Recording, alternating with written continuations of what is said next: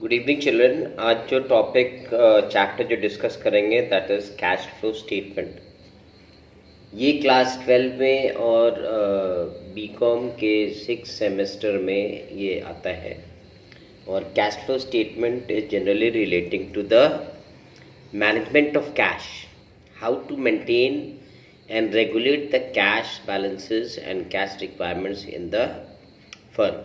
ठीक है, तो कैश फ्लो स्टेटमेंट में जानने के लिए, उसके बारे में जानने के लिए हमको ये पहले पता करना होगा कि कैश फ्लो स्टेटमेंट होता क्या है। ठीक है, तो कैश फ्लो स्टेटमेंट जनरली क्या है कि आपके कैश मैनेजमेंट से रिलेटेड है और फर्म में कहाँ से कैश आ रहा है और कहाँ पे वो कैश अप्लाई हो रहा है। ओके, ये हम इस स्टेटमेंट के द्वारा पता करते हैं। तो कैश फ्लो बनाने के लिए we have to go through many stages. तो सबसे पहला स्टेज क्या होता है, स्टेप 1 जो है that is first of all हम लोग ये कंप्यूट करते हैं कि नेट प्रॉफिट बिफोर टैक्स हमको कितना रुपए जनरेट हुआ है इस पूरे साल में। So the first step is to find out the computation of net profit before tax और द एनपीबीटी। एनपीबीटी जो जनरली है ये हम मेन सवाल में नहीं दिखाते हैं। We show the calculation of NPBT in a separate working note. Okay, तो स्टेप 1 को हम लोग जनरली वर्किंग नोट में दिखा देंगे to calculate the NPBTs। Number 2 जो है, जो हम लोग मेन चीज़ जो निकालते हैं कि एक साल के दौरान हमने बिजनेस करके क्या कैश जनरेट किया है, क्या जो हमारा ऑपरेशन चला है उस ऑपरेशन के माध्यम से हमें कितना रुपया कैश हमारे फर्म में आया है। That is second step C, computation of cash from operation.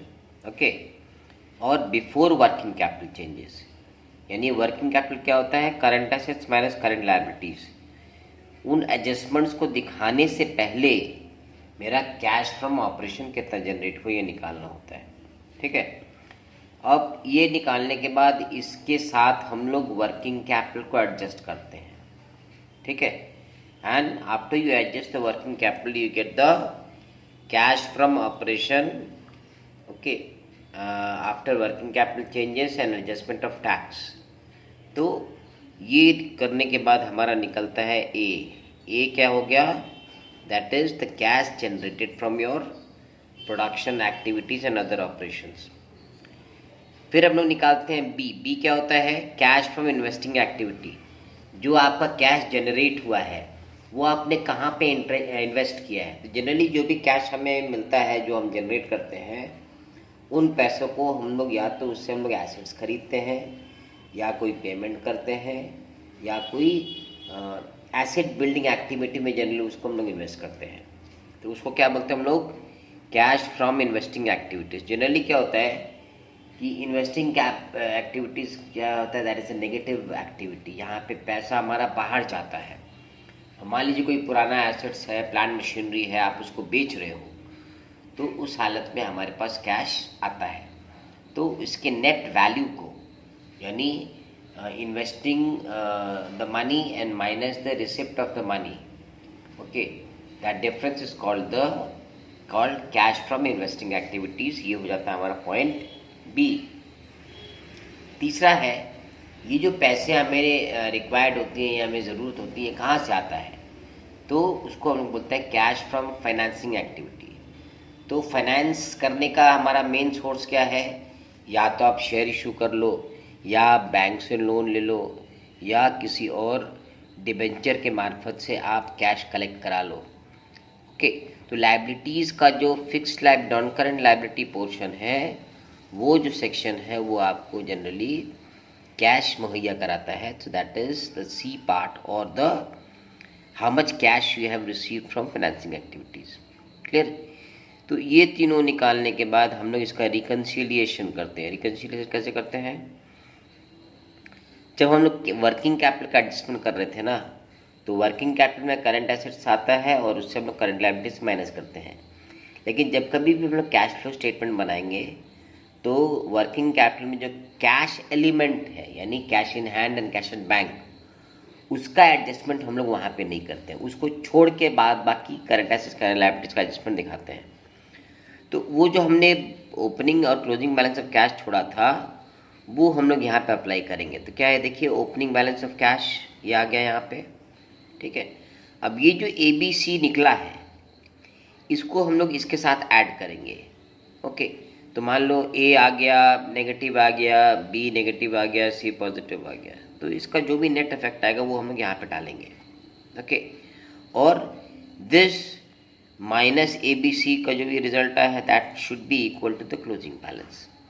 अगर आपका ये दोनों टैली कर जाता है, ठीक है, that means what, your sums is correct, okay. तो अब ये जो ABC जो वर्कआउट कर रहे हैं हम लोग ना, इसको पहले हम लोग इंडिविजुअली करेंगे, okay. So first in the step is to work out the net profit, computation before net profit. तो देखिए यहाँ पे ये है वर्क नोट 1, यानी हमने कहा था कि सबसे पहला स्टेप होता है net profit before tax workout करना। तो नेट प्रॉफिट बिफोर टैक्स कैसे निकालते हैं हम लोग, सबसे पहले हमको निकालना है कि हमारा closing balance of cash PL कितना दिया हुआ है। तो ये देखिए क्लोजिंग बैलेंस ऑफ PL है हमारा यहाँ पे, ओके। तो मान लीजिए साल के अंत में आपका क्लोजिंग बैलेंस निकलता है 5 लाख रुपया, और साल के शुरू में आपका PL अकाउंट का बैलेंस था 3 लाख रुपया, यानी 3 था अब 5 हो गया, यानी आप पूरे साल में 2 लाख रुपये अर्न किए हो, okay. That is the profit earn during the year. अब इसके साथ हम लोग क्या करते हैं कि इन सब चीज़ों को ऐड करते हैं। किसको ऐड करते हैं, डिविडेंड पेड, पूरे साल में जो हम लोग डिविडेंड पे किए हैं, ठीक है। जनरली ये प्रीवियस ईयर का अमाउंट जो प्रोवाइडेड होता है वो हम लोग पे करते हैं। तो यहाँ पे डिविडेंड पेड दिखाते हैं हम लोग, ओके। उसके बाद क्या है, इंटरिम डिविडेंड पेड, यानी साल के बीचों बीच अगर कोई डिविडेंड डिक्लेयर हुआ है और वो कंपनी ने पे किया है तो वो भी हम लोग ऐड बैक कर जाते हैं, क्योंकि डिविडेंड पे करना इज़ नॉट योर एक्सपेंस, ठीक है, that is appropriation of profit, इसलिए इसको ऐड बैक करते हैं। फिर अगर हमने कोई अमाउंट प्रॉफिट एंड लॉस में से जनरल रिजर्व में या किसी और फंड में ट्रांसफ़र करे हैं, ओके, तो वो यहाँ पे देखिए ट्रांसफ़र टू जनरल रिजर्व और अदर स्पेसिफिक रिजर्व्स यहाँ पे आ गया। और प्रोविजन फॉर टैक्स, टैक्स के लिए जो पैसा हमने अलग किया हुआ है that is called the provision for tax. तो करंट ईयर का जो बैलेंस होता है प्रोविजन फॉर टैक्स का वो उसमें ऐड करते हैं। तो ये हमारा फाइनली अमाउंट आउट हो जाता है। तो ये हो गया ऐड। और अगर कोई हमने रिफंड ऑफ इनकम टैक्स हमें मिला है, हमने ज़्यादा पे कर दिया था, उसका हमको रिफंड मिला है, तो उस अमाउंट को हम लोग जनरली लेस करते हैं। देखिए ब्रैकेट में रखा हुआ है, ठीक है। So the profit earned during the year plus all these expenses that is paid by you less the refund of income tax, whatever you get is the net profit before tax, okay। तो हमारा working निकल गया। अब आगे बढ़ते हैं। अभी जो हमने NPBT के बारे में डिस्कस किया, अब हम इस पर कुछ सवाल बनाएंगे, ठीक है। इससे तो क्या होगा कि आपको कंसेप्ट और क्लियर हो जाएगा। Let's see calculation of net profit before tax.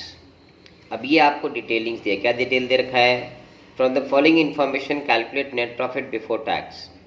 अब ये देखिए सरप्लस दे रखा है हमें, बैलेंस इन PL अकाउंट। देखिए ये क्लोजिंग बैलेंस है 3,36,000 और ये है ओपनिंग बैलेंस 1 लाख रुपये, ओके।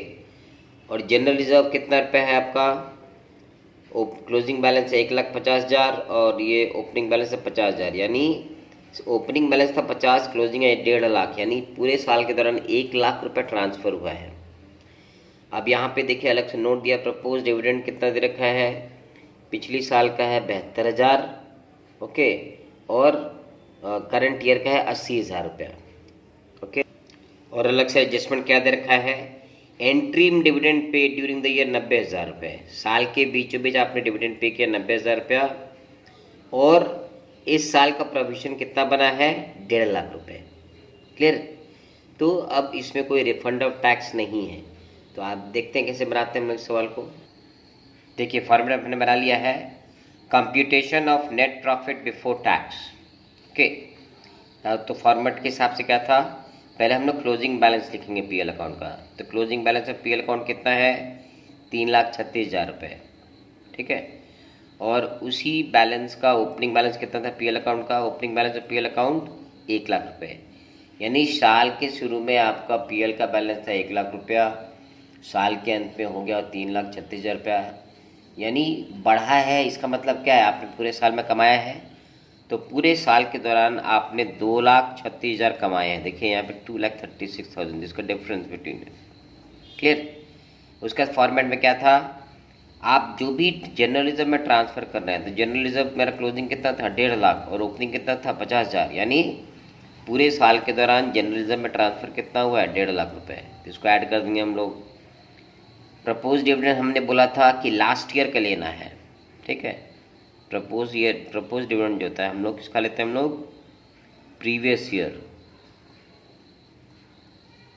तो प्रीवियस ईयर का डिविडेंड कितना था? 72,000 रुपया। ओके, तो यहाँ दिखा दिया हमने। अच्छा, एडजस्टमेंट में हमको दे रखा था इंटरिम डिविडेंड पेड। तो इंटरिम डिविडेंड पेड कितना है? 90,000, ये भी ऐड कर दिया हमने। और उसके बाद करंट ईयर का प्रोविजन फॉर टैक्स कितना था? 1.5 लाख रुपए। क्लियर? तो इन सबको जोड़ने के बाद ये आता है 4,12,000 रुपया। तो 4,12,000 प्लस साल के दौरान प्रॉफिट कमाया 2,36,000, तो 6,48,000 जो है ये हो गया आपका नेट प्रॉफिट बिफोर टैक्स, ठीक है। तो इसी टॉपिक पर एक और सवाल देखते हैं। जनरली आपको इस फॉर्मेट में नहीं देगा, they will give you in the form of a balance sheet. तो you have to find out the necessary component from there and find out the NPBT. Okay, so let's move to the next sums. अब ये देखिए balance sheet का format है, ठीक है। अब इसमें क्या बता रखा है? देखिए, equity share holders fund 5 lakh है, क्लोजिंग भी 5 लाख है, ठीक है। रिजर्व एंड सरप्लस है, क्लोजिंग 2 लाख, ओपनिंग है 1,45,000 रुपया। अब ये current liability, short term borrowings है, trade payables, other current liabilities, short term provisions है। ये एसेट दे रखा है, पीएल, प्रॉपर्टी, प्लांट इक्विपमेंट इतना है, नॉन करंट इन्वेस्टमेंट इतना है, और ये हो गया टोटल। क्लियर? अब देखेंगे जिसमें हमें नोट्स दे रखा है, जैसे रिजर्व एंड सरप्लस में नोट्स है, करंट लायबिलिटी नोट्स है, शॉर्ट टर्म प्रोविजन नोट्स है। तो हम लोग यहाँ पे केवल फॉर्मेट फॉलो करेंगे, ठीक है। देखिए रिजर्व एंड सरप्लस में क्या दिया है, उसका ब्रेकअप क्या है? ये पीएल अकाउंट का बैलेंस है, ठीक है। तो एनपीबीटी में हमें पीएल अकाउंट का बैलेंस चाहिए होता है। तो क्लोजिंग बैलेंस कितना है? 2 लाख है। ओपनिंग बैलेंस कितना है? 1,45,000 है। तो profit earn during the year कितना हो जाएगा? Closing balance minus the opening balance, यानी 55,000 रुपये। Okay, so will do that in the sums. अच्छा, एनपीबीटी कैलकुलेशन में हमारा आउटस्टैंडिंग एक्सपेंस नहीं आता है, तो इसलिए इसको हम लोग नहीं छोड़ेंगे। प्रोविजन फॉर टैक्स कितना है? ये ओपनिंग है, ये क्लोजिंग है, और ये ओपनिंग है। तो प्रोविजन फॉर टैक्स में हमें क्लोजिंग वाले की ज़रूरत होती है, ठीक है। तो 50,000 रुपये दिखा देंगे। और ये प्रपोज डिविडेंड दे रखा है, तो प्रपोज डिविडेंड हम लोग पिछली साल का पकड़ते हैं।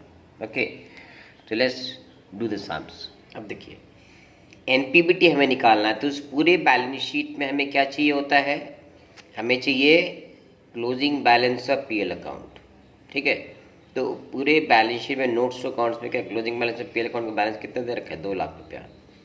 Opening balance of PL account कितना है? 1,45,000 रुपया। तो यानी 2 लाख रुपया minus 1,45,000 is your 55,000। That means this is the amount you have earn during the year. So profit earn during the year कितना हो गया? 55,000 रुपये। ओके, उसके बाद हमको डिटेलिंग्स में दे रखा था प्रपोज डिविडेंड, ओपनिंग भी दिया था, क्लोजिंग भी दिया था। तो हमने यहाँ पे प्रपोज डिविडेंड में जो पिछली साल का प्रपोज डिविडेंड है वो लेंगे हम लोग। ये देखिए प्रपोज डिविडेंड कितना है? 50,000 रुपया है ना। और प्रोविजन फॉर टैक्स भी दे रखा था, तो हमने फॉर्मेट में बताया था आपको प्रोविजन फॉर टैक्स जो है वो करंट ईयर का बैलेंस लेते हैं। तो करंट ईयर का बैलेंस कितना है? 50,000 रुपये, है ना। इसके अलावा और कोई फर्दर इन्फॉर्मेशन नहीं था जो हमने आपको फॉर्मेट में बताया था। Okay, so we simply add this up, 50-50 add हो गया, 1 लाख हो गया। पहले का जो प्रॉफिट अर्न 55,000 रुपये है। So net profit before tax कितना हो गया यहाँ पे? 1,55,000 रुपये। क्लियर? तो चिल्ड्रन, जैसा मैंने बताया कि एनपीबीटी जो निकालना होता है ये मेन सवाल का पार्ट नहीं होता है, ठीक है। This is to be shown as a working. तो आप सवाल जब शुरू करोगे ना, तो या तो इसको आगे ही दिखा दो वर्किंग में, या इसको अलग से कहीं पे दिखा दो। But this is the first stage of solving the cash from operations. Now we move on to the second stage, that is finding out the cash from operations. Clear?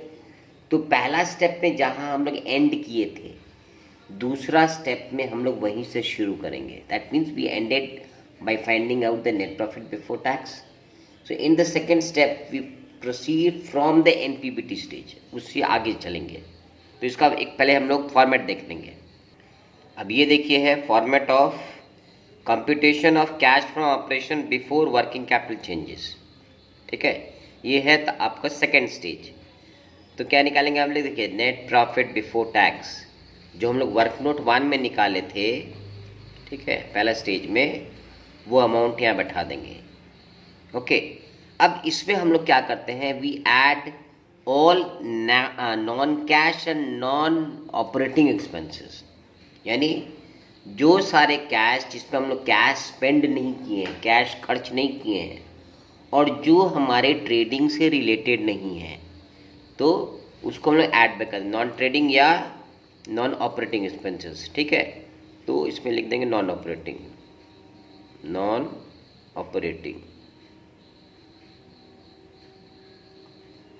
Expenses. ठीक है, तो सबसे पहले हम क्या इसमें ऐड बैक करते हैं? डेप्रिसिएशन। डेप्रिसिएशन जो है वो कभी भी कैश एक्सपेंस नहीं होता है, वो एक आर्बिट्री आप फिगर के हिसाब से कैलकुलेट करते हो। So whatever amount you have depreciated, that is to be added back because no cash is going out. इसके बाद क्या है? फर्म का जो गुडविल होता है उसको बहुत बार आप लोग राइट ऑफ करते हो, and that is shown in the PL account. तो हम इसका मुख्य उद्देश्य क्या है कि जो भी आप ऐसे खर्चे उसमें पीएल में दिखाए हो जो कि रेगुलर बेसिस में नहीं होता है, जो कि हमारे ट्रेडिंग से रिलेटेड नहीं है, तो उनको हमको ऐड बैक करना पड़ेगा, क्योंकि उनको चूँकि हमने पीएल में दिखाया था तो हमारा प्रॉफिट घट गया था। Okay, so that's the reason we are adding it back. So goodwill amortise आपने ऐड कर दिया, फिर प्रिलिमिनरी एक्सपेंसेस रिटर्न ऑफ, इसको ऐड कर दिया। प्रिलिमिनरी एक्सपेंस क्या होता है?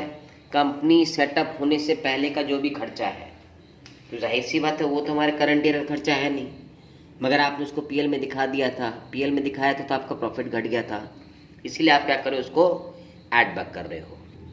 ठीक है, इसके बाद ऐसे मान लीजिए आपने डिबेंचर्स इशू करे थे, उस पर आप इंटरेस्ट पे कर रहे हो। ठीक है, तो ये भी आपके बिजनेस का नॉर्मल एक्सपेंडिचर नहीं है, इसको ऐड बैक कर देंगे। आपने बैंक ओवरड्राफ्ट लिया हुआ है, उस पर ब्याज दे रहे हो। So these are all not related to your direct cost, ये तुम्हारा एडमिनिस्ट्रेशन कॉस्ट है जो कि तुम्हारे मेन उससे रिलेटेड नहीं है, और यहाँ पे आप इसको जो पेमेंट कर रहे हो ये आपका कैश जो है वो बिजनेस से रिलेटेड नहीं है। ठीक है, फिर देखिए जैसे share issue expenses written of, आपने इशू किया था शेयर, उसका जो भी आप बहुत ज़्यादा अमाउंट हो गया तो उसको 4-5 साल में राइट ऑफ करते हो, तो जो भी राइट ऑफ किया उसको ऐड बैक कर देंगे। फिर मान लीजिए आपने कोई मशीन बेची है पुरानी, उसमें आपको लॉस हुआ है, तो उसको हमने ऐड कर देना है, क्योंकि ये हमारे बिजनेस एक्सपेंस से रिलेटेड नहीं है, ऑपरेशन से रिलेटेड नहीं है। उस तरीके से आपने डिबेंचर इशू किया था, उसमें लॉस हुआ था, आपको डिस्काउंट में इशू किया था, तो वो जो आपने राइट ऑफ किया वो ऐड बैक कर देंगे। या फिर मान लीजिए आपके गोडाउन में आपके उसमें आग लग गया होगा, तो वो जो लॉस हुआ है वो आपने पीएल में दिखाया होगा, तो उसको ऐड बैक करना पड़ेगा। ठीक है, मुद्दे की बात ये है कि जो भी आपके बिजनेस से ताल्लुक़ नहीं रखता हो, जो संबंधित नहीं हो, अगर उसको आपने खर्च के हिसाब से दिखाया तो उसको हमको ऐड बैक करना होता है। क्लियर? उसी तरीके से बहुत सारे इनकम ऐसे होते हैं जो कि आपके बिजनेस से रिलेटेड नहीं है, बिजनेस से संबंधित नहीं है, मगर तो भी आप उसको दिखाते हो, उससे क्या होता है? आपका प्रॉफिट बढ़ गया होता है। तो we are here to work out the actual operating expenses. Okay, तो हम लोग उन इनकम्स को लेस कर देंगे। क्या लेस करेंगे? देखिए, इंटरेस्ट एंड डिविडेंड रिसीव्ड, आपको जो भी ब्याज मिल रहा है, जो भी सूद मिल रहा है, ठीक है, वो आपके लिए क्या है? इनकम है, मगर आपके बिजनेस से ताल्लुक या संबंधित नहीं है, उसको लेस कर देना है। मान लीजिए आपने कोई पुरानी एसेट बेची है, उसमें आपको प्रॉफिट हुआ, मुनाफा हुआ, वो भी आपका बिजनेस इनकम नहीं है, so that needs to be deducted. Clear. उसके बाद मान लीजिए आपने कोई इन्वेस्टमेंट बेचा है, जो पैसा आपने इन्वेस्ट किया था वो बेचा है, शेयर सिक्योरिटीज़ बेचे हैं, तो वो लेस कर देना होता है। ठीक है। तो जो नॉन ऑपरेटिंग एक्सपेंसेस है उसको हमको ऐड करना है और नॉन ऑपरेटिंग इनकम्स को लेस करना है। तो what ever figure you get, उसे हम क्या कहते हैं, cash from operation before working capital changes. यानी अभी हमने वर्किंग कैपिटल का एडजस्टमेंट नहीं किया है, तो उस स्टेज के पहले तक जो प्रॉफिट निकल के आता है उसको हम लोग बोलते हैं cash from operation before working capital changes. ठीक है। तो ये हो गया stage 2।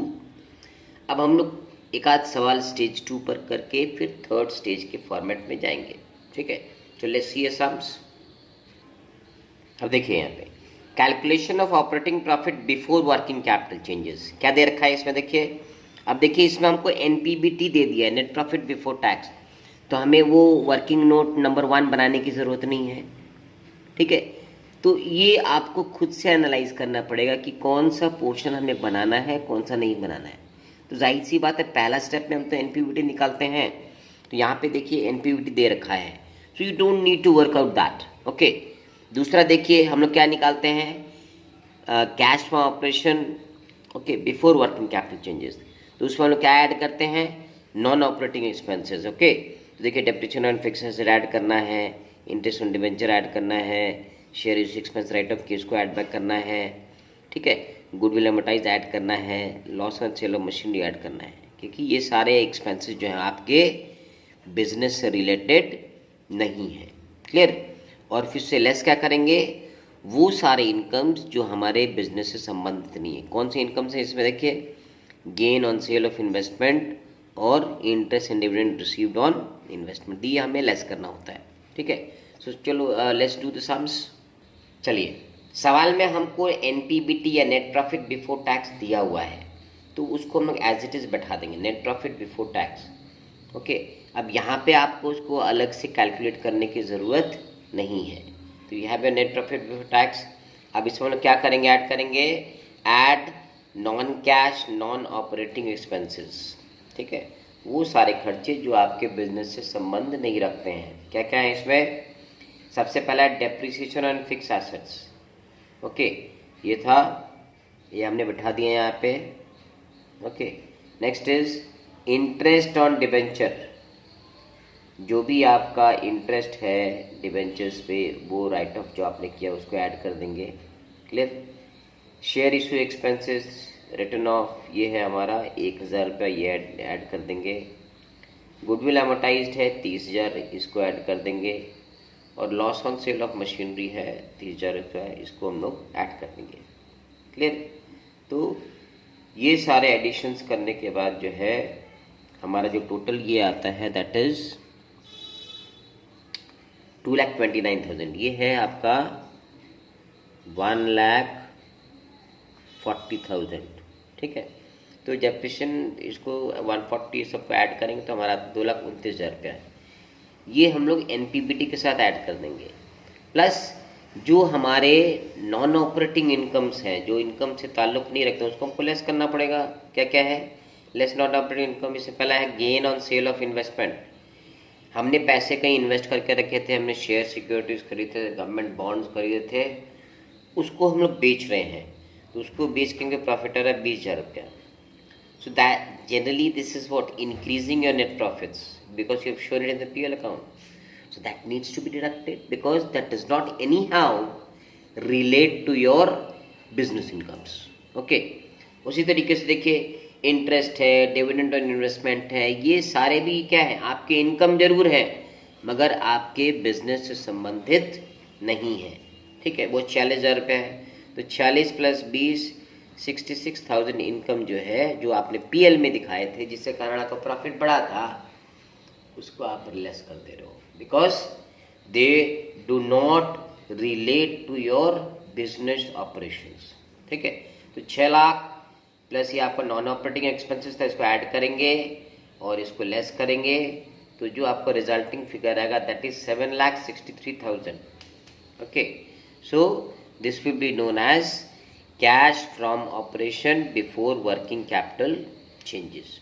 Okay, so children, this is how you do the sums relating to the cash from operations.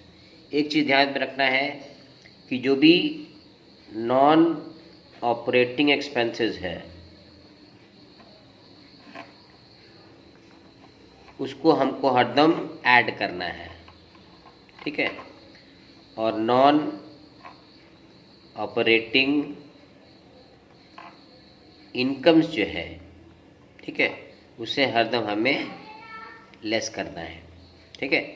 So children, let's keep it till here.